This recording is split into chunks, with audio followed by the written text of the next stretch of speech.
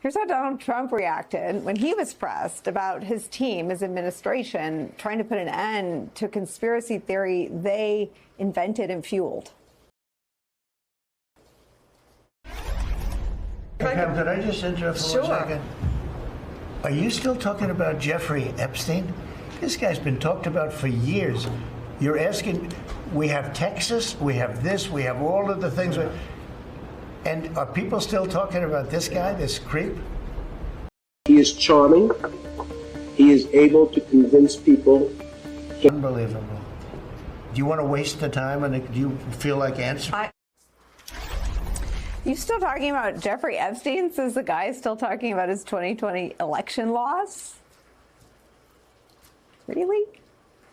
Even the conservative-leaning Wall Street Journal editorial board is having some fun with this. They write this, quote, "There's a lesson here for partisans who think they can ride conspiracies to power.